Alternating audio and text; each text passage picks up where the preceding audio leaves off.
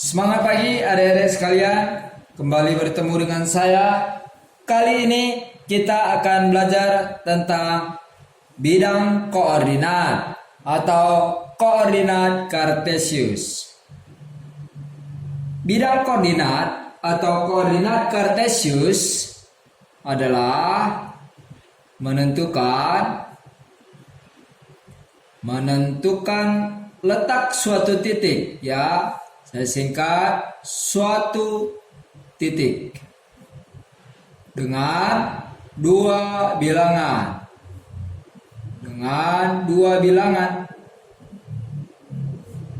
Dua bilangan yaitu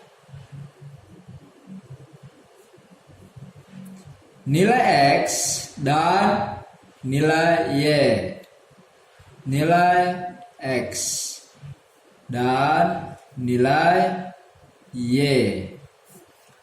Perhatikan, di sini ada garis tegak lurus yang disebut dengan bidang koordinat. Garis mendatar atau horizontal disebut dengan sumbu X. Garis vertikal atau tegak lurus nanti disebut dengan sumbu Y. Titik potong kedua garis itu memiliki titik 0,0, artinya nilai X 0, nilai Y juga 0. Ke kanan disebut nilainya positif atau nilainya positif, nilai X positif. Ke atas nanti nilai Y positif. 1, 2, 3, 4 dan seterusnya, tak terhingga. Ke kiri nilai X negatif. -1, -2, -3, -4, -5. Ke bawah nilai Y negatif. -1, -2, -3, -4 dan seterusnya. Penulisan suatu titik pada koordinat Kartesius, misalnya kita buat di sini titik A. Titik A penulisannya harus nilai X dulu, baru nilai Y. Nilai X nanti disebut sebagai absis. Sedangkan nilai Y nanti disebut sebagai ordinat. Oke, jadi koordinat titik A kita lihat.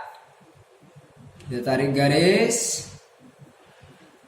Dia berada di sini, titik A.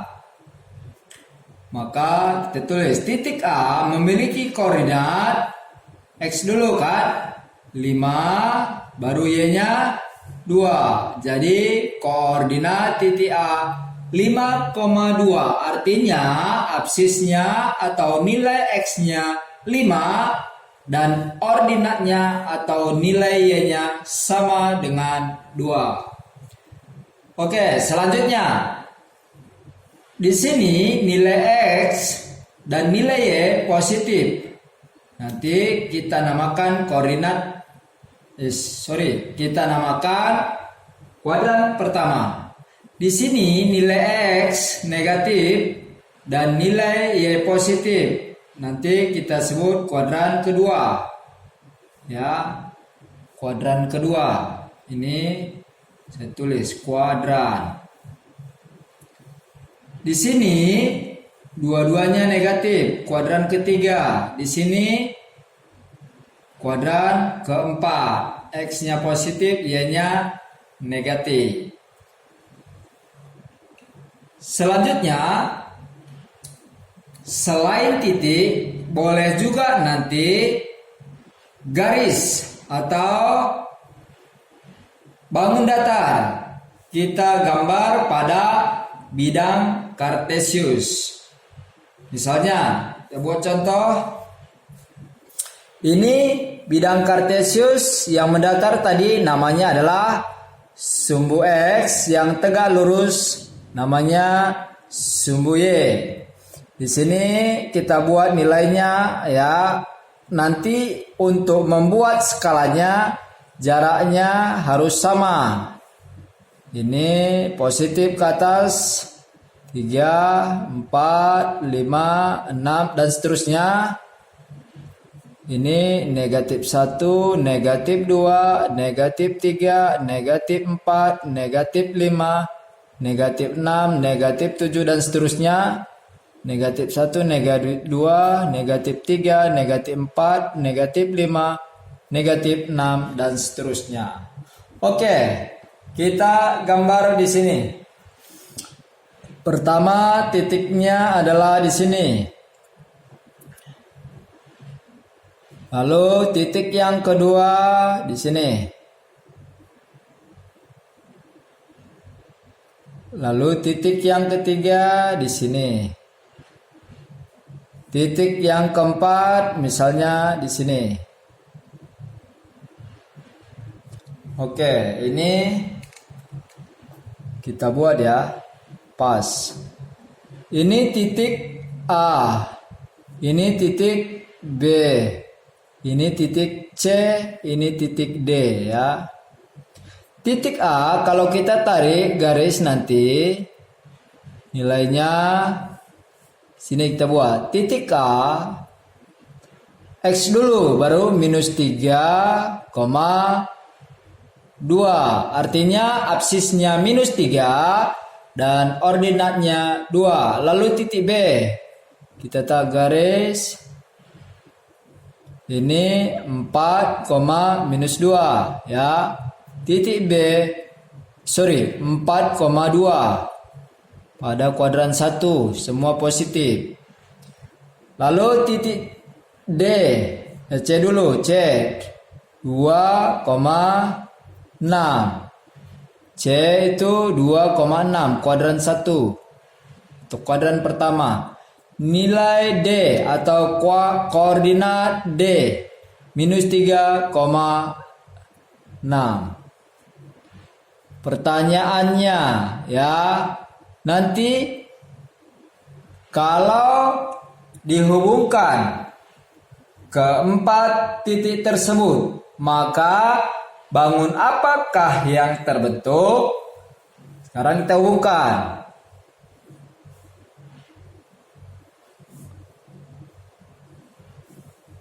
Kalau kita hubungkan, maka dan kita arsir, bangun yang terbentuk adalah apa namanya? Ayo, masih ingat kan? Ini namanya adalah trapesium. Lalu pertanyaan yang kedua, tentukan luas trapesium. Luas trapesium, kalian masih ingat ya? Apa rumusnya? Sisi sejajar dijumlah atau jumlah sisi sejajar dikali tinggi trapesium baru bagi 2. Untuk semua bangun datar kalian harus ingat lagi ya, rumus-rumusnya semua harus diingat kembali karena sini kita akan bahas lagi. Oke, jadi yang mana sisi yang sejajar? Sisi yang sejajar ini sisi yang tidak pernah berpotongan ya, tidak berpotongan. Kalau yang berpotongan itu bukan sejajar. Maka kalau kita masukkan angkanya A-nya misalnya yang di bawah. Berapa? 1, 2, 3, 4, 5, 6, 7. Berarti 7 satuan. Tambah sisi sejajar yang di atas. Ya, cara menghitungnya buat saya ke sini. 1, 2, 3, 4, 5. 5. Lalu kali tinggi. Tingginya yang tegak ya. Berarti dari sini ke sini. 1, 2, 3, 4. Lalu bagi 2. Kita coret. 4 bagi 2, 2. Ini 7 tambah 5, 12.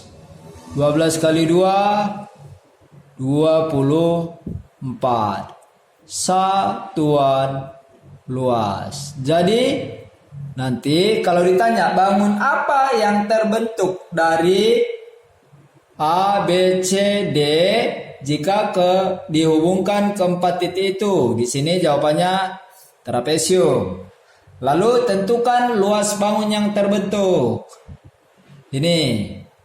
Kalau nanti bangun yang terbentuk bangun layang-layang, maka luas layang-layang kalian harus ingat lagi. Kalau nanti bangun yang terbentuk adalah jajar genjang, maka kalian harus ingat luas jajar genjang.